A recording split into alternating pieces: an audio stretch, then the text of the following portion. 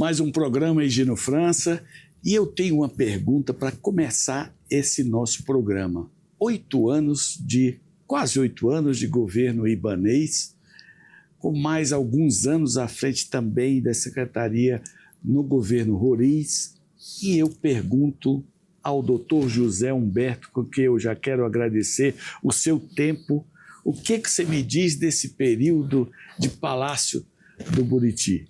Primeiro, muitíssimo obrigado a você, meu amigo Gino, por estar me dando essa oportunidade. Dizer que tem sido uma alegria muito grande conviver com esses nossos pares de governo, o governador ibanês, inicialmente o vice-governador Paco, agora no segundo mandato a vice-governadora Celina, que será nossa governadora a partir de abril, e com nossos secretários, nossos presidentes de empresas, nossos administradores e todo esse núcleo de governo que é muito importante para que a gente possa ter o governo que nós temos hoje. Eu, de fato, tive uma experiência boa, já tem algum tempo que eu estou nisso, participei, fui administrador de Taguatinga, fui secretário de governo, estou agora, secretário de governo mais esse período longo, e o que esse governo fez de diferente, não dos governos anteriores que eu cito quando eu participei, especialmente do Roriz, eu cito em relação aos governos que nos antecederam. Aqui tem um planejamento de governo, aqui foi feita uma transição de governo, foi feita uma radiografia do governo que nós recebemos, e em cima dessa radiografia todas as áreas foram atacadas em um planejamento, que é um plano de governo, que nós acompanhamos ele dia a dia para que as entregas ali, concebidas como proposta da sociedade, como reivindicação da sociedade, sejam entregues. A nossa meta é deixar o governo do Distrito Federal muito melhor do que encontramos, em todas as áreas. Aí tem uma área que é uma área muito específica. Eu adoro obras, eu faço uma coordenação aqui de toda a nossa área de infraestrutura, eu faço articulação do governo, não somente na área de obras, mas eu faço articulação e coordenação de governo em todos os temas que aqui aparecem. Essa é a função do secretário de governo. Foi muito bem dividido.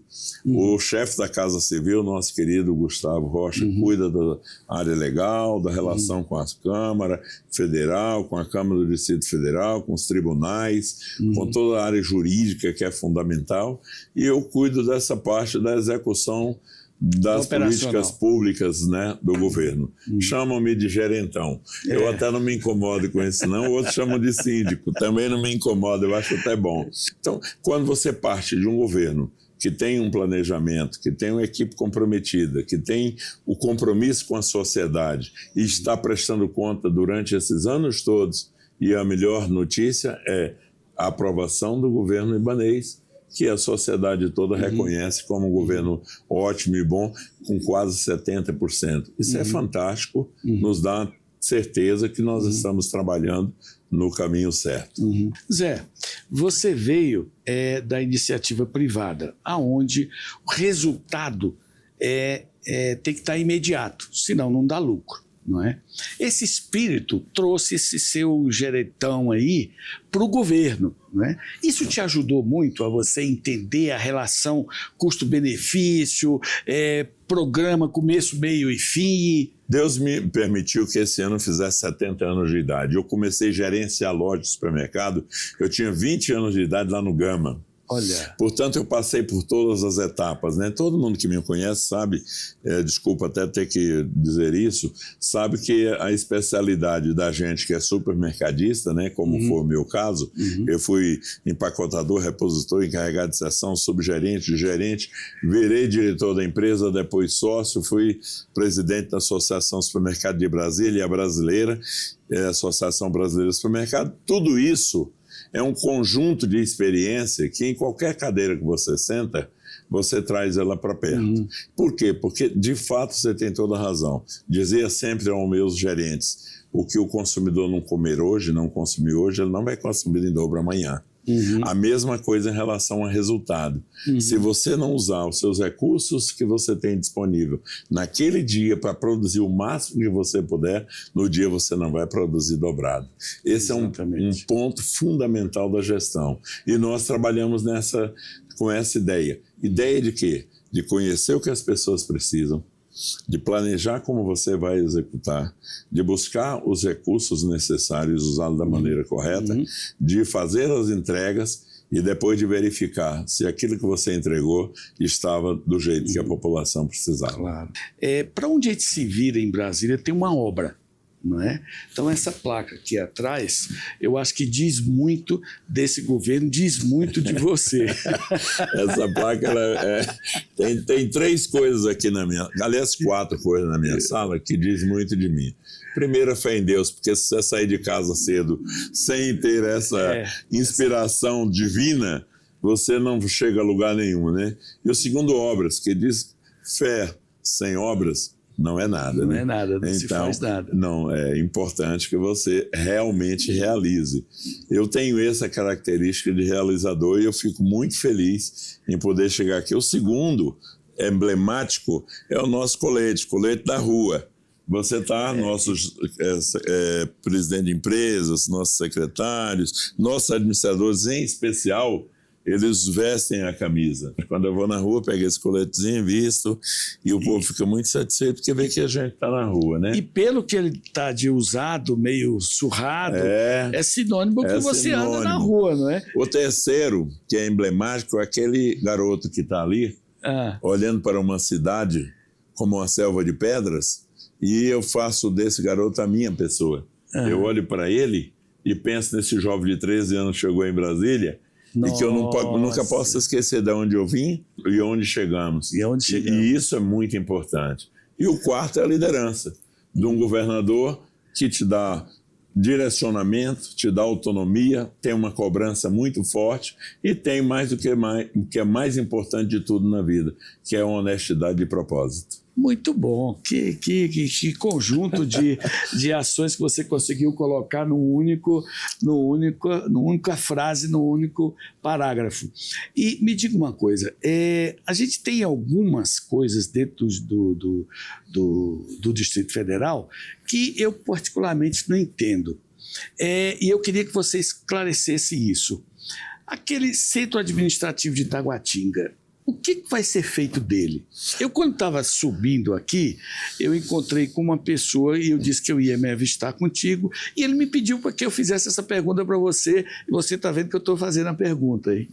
Sabe que Brasília, ela começou planejada para 600 mil habitantes, que era o máximo que caberia aqui, segundo os planejadores. Hoje nós estamos perto de 3 milhões de habitantes. Faltam pouquíssimas pessoas para completar 3 milhões de habitantes. Da grande Brasília. E se você, só com as cidades satélites, se você trabalhar a região metropolitana junto, as 12 cidades que compõem a região metropolitana em Brasília, nós estamos batendo nos 5 milhões de habitantes. Os planejamentos das cidades, eles evoluem. Quando o centro administrativo foi pensado lá atrás, há 15 anos, 16 anos, 20 anos atrás, o vetor de crescimento era para aquela região, mudou tudo. O vetor de crescimento hoje está aqui para 140, para o ABC, para o Jardim Botânico, está para a região aqui de Paranoá, Itapuã, como está crescendo essa região, está os condomínios que foram implantados todos no Jardim Botânico, em Sobradinho, Sobradinho 1, você vê ali uma quantidade imensa de condomínios que é muito interessante, o que significa dizer que para a concepção de que foi criado lá no passado, estava certo. Hoje não se adapta mais, porque você ali é só um pedaço do quadrante e isso não dá o conforto para você levar um governo inteiro para um quadrante. Brasília precisa ter um centro de governo e esse centro de governo é onde nós estamos hoje, que é o plano piloto, que é aqui distante de tudo. Aquilo lá é uma obra que o governador Ibanez já decidiu, Ibanez anunciou essa semana, a gente vai tentar de alguma maneira, dar uma utilidade para aquilo, mas para o que precisa ser feito. Não mais para ser um centro administrativo único. Inclusive, Zé, quando você fala dessa expansão em vários setores, eu me lembro aqui que foi dada a pedra fundamental, não, a estaca primeira de um shopping center em Planaltina, não é? Então, obviamente que quando o empresário se presta a fazer um investimento dessa envergadura, é porque ele tem absoluta certeza que ele vai ter gente para comprar nesse shopping. Isso vem a corroborar com essa coisa que a gente tinha, que era só a saída sul, que você tinha toda aquela expansão. Isso. Hoje você vê Mudou iniciativas para todos os lados, até para a BR-70, você vê expandindo para tudo que é lado, sabe? Você vai daqui para Alexânia, você vê pouca mata, tem muita coisa hoje já dividido, loteada. Então, essa grande Brasília hoje exige, primeiro, que esses dirigentes sejam visionários para entender esse momento. E, segundo, entender como vai conversar todos esses novos setores, esses novos empreendimentos com o centro de Brasília. Perfeito. E criar até as identidades de cada um deles. Claro, né? sem dúvida. Um projeto importante que eu tive a oportunidade até de conversar com a deputada Jaqueline Silva, que eu mando um abraço aqui. Nossa amiga. Isso, do uniforme escolar. Fantástico. Isso vai direcionar toda uma indústria, tá certo? Para uma coisa que não estava 100% programada para isso. Perfeitamente. Né? Então, essas iniciativas que fazem com que haja uma regionalização dos serviços também. Perfeitamente. Você está coberto de razão. Hoje o deputado esteve aqui comigo, a gente falando sobre esse tema, esteve na Casa Civil falando com o nosso chefe da Casa Civil, o nosso querido Gustavo Rocha, e falando também com a nossa equipe da educação, do desenvolvimento econômico. O impacto que isso dará na economia do Distrito Federal é espetacular. Agora, tem um período de transição, porque essa mesma indústria, né, que não acreditava mais no Distrito Federal em relação a essa oportunidade de fazer o uniforme escolar, porque estava vindo de fora, ela desativou.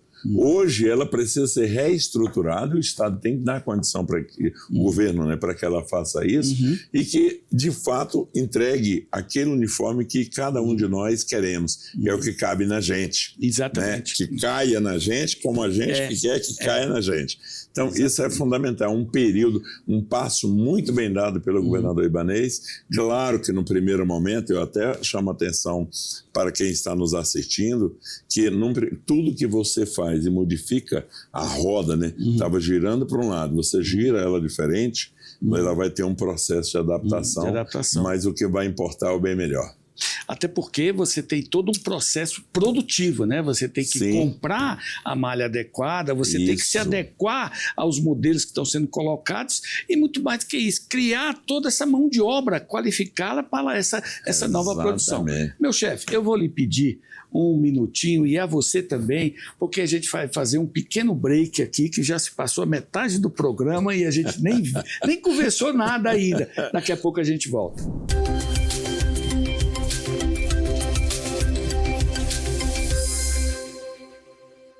Nesse Natal, presentei com arte e seja sempre lembrado. Aqui tenho alternativas para todos os estilos. Casa da Moldura 706/7 Norte, 410 Sul e a Galeria na QI 9/11 Lago Sul. Vem tomar um café comigo.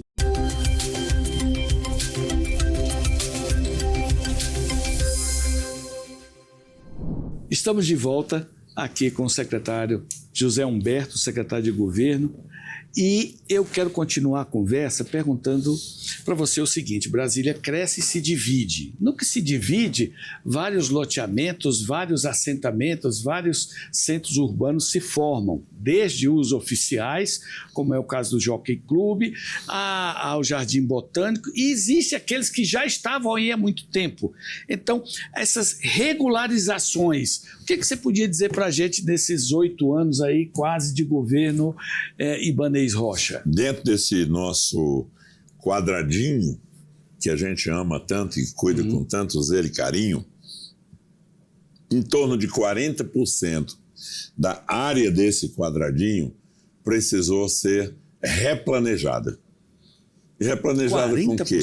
40%. Com o PP-Cub do plano piloto. É o primeiro da área tombada. Você precisa dar condições para que, mesmo a área tombada, ela se atualize dentro do que a população necessita. O outro, o PDOT, que faz a organização territorial das regiões fora da área tombada, que é o PP-Cub. Esse PDOT é exatamente isso. Pegar todas as áreas que estavam de forma irregular, de forma que a gente não tinha como oficializar como área rural, área urbana, área de APA, e etc. E essa reorganização toda foi feita agora com a colaboração da Câmara Legislativa, a quem eu quero agradecer muito, e o governador Ibanez agradece todo dia, porque nós estamos replanejando a cidade, já está aprovado, agora vem para a sanção do governador. E o terceiro são as LUOS, a lei do uso do solo, que é muito importante. Várias cidades, como o caso da Ceilândia, é uma cidade que se desenvolveu profundamente e comércios sendo executados em residências. E quantas vias que eram puramente residenciais, hoje são comerciais. Estava tudo na ilegalidade. Isso é uma reorganização também, que nós já aprovamos 5 cidades e nós estamos trabalhando, o nosso secretário Marcelo Vaz, com a equipe dele, está trabalhando as 35 regiões administrativas e a gente vai aprovando cada uma dessas novas LOAs. Ou seja, nós temos que zelar. Sabe por quê, Gino? Eu me preocupei muito, e me preocupo enquanto cidadão, com a qualidade de vida de Brasília. Nós temos a melhor qualidade de vida do Brasil, não é? Isso. Nós temos uma desigualdade social também grande. A gente tem que cuidar para que essa melhor qualidade de vida e essa desigualdade, esses problemas que nós temos que eu chamo sempre das franjas do Distrito Federal, não sejam uma ameaça para a gente. Nós precisamos organizar essas franjas também. Vamos pegar o caso. Esse governo pegou o Vicente Pires em crateras. Hoje entregou uma cidade pronta. Pegou o Sol Nascente, do mesmo jeito que foi rotulado como a maior favela do Brasil. E nós estamos entregando uma cidade urbanizada. O Pôr do Sol, estamos licitando agora mais 150 milhões de obras para terminar o Pôr do Sol. Estamos cuidando de São Sebastião, de todas as regiões. Agora, o caso de Santa Luzia é o mais emblemático de todos, que é uma comunidade que estava ali, ela estava condenada a ter que largar onde ele morava para procurar um outro lugar para morar. Nós conseguimos, a partir da boa vontade política do governador, da vice-governadora, do nosso presidente da CAESB, nós conseguimos um projeto e um financiamento que nós vamos urbanizar toda Santa Luzia e vamos fixar as pessoas ali. A CODAB já está fazendo o cadastramento, a nossa Secretaria de Desenvolvimento Social fazendo o cadastramento, vamos legalizar até a região de desenvolvimento econômico, que é importante que tenha um serviço perto da população. E eu estive lá semana passada e eu vi essa movimentação de postes, de medição de rua, ou seja, o governo se fazendo para a gente, as pessoas realmente muito felizes. E é disso que esse programa fala, é de realização.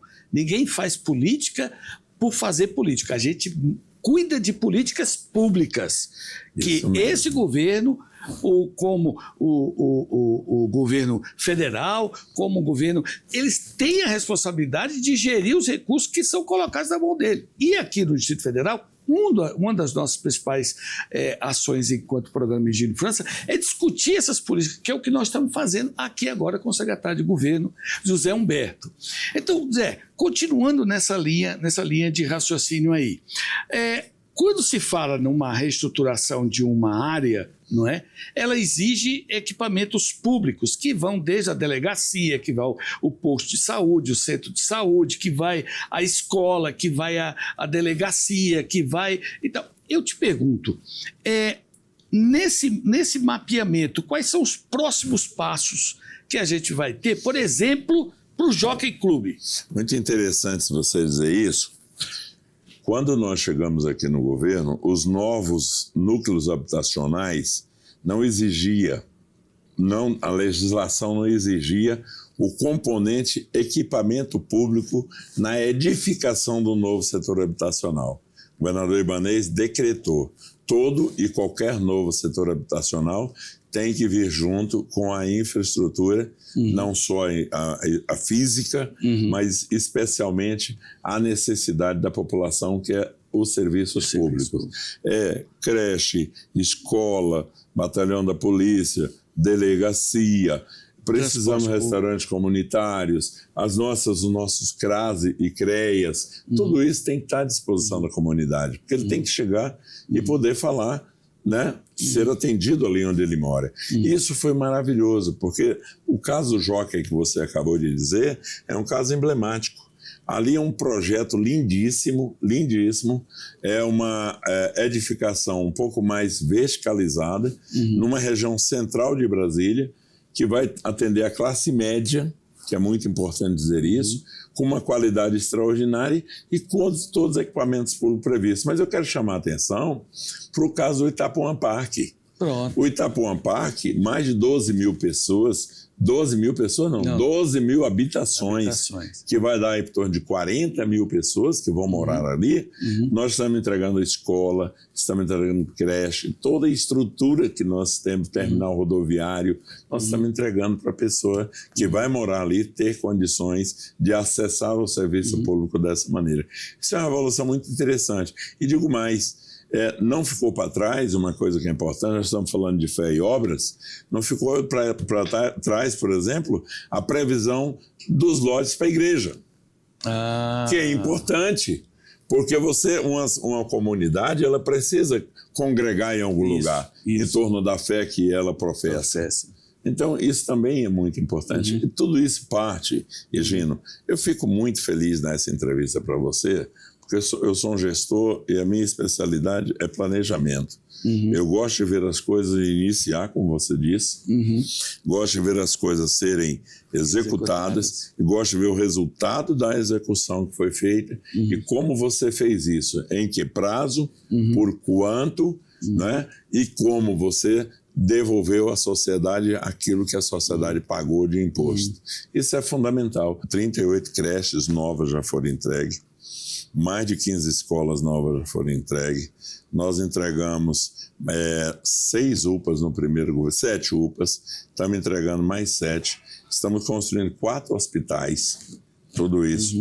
Delegacias, as novas nós fizemos em vários bairros, reformamos todas as antigas. Abrimos, porque quando a gente pegou o governo, elas não funcionavam à noite. Abrimos elas 24 horas para poder dar segurança. Reformamos quartéis da polícia, do bombeiro. Compramos a aeronave nossa nova para o bombeiro, para poder atender as necessidades que essa população tem em relação à questão da segurança. Na área da educação, que chama mais atenção, nós pegamos com quase 26 mil crianças fora de creche, estamos com 1.000 e poucas, e o governador Ibanez já disse: eu termino o meu governo, não terá uma única criança sem uma creche. Quantos cartões nós criamos para dar o que Brasília tem hoje, que é o melhor índice de seguridade social. Não só em relação aos benefícios continuados que tem do governo federal, mas o que nós criamos aqui. O nosso restaurante comunitário tem 70, para você ter ideia, é uma coisa fantástica isso. Nós vamos fazer agora o Natal. O Natal que a gente faz nos restaurantes comunitários. O ano passado deu em torno de 50 mil pessoas na ceia do nosso Natal. Esse ano é para 70 mil.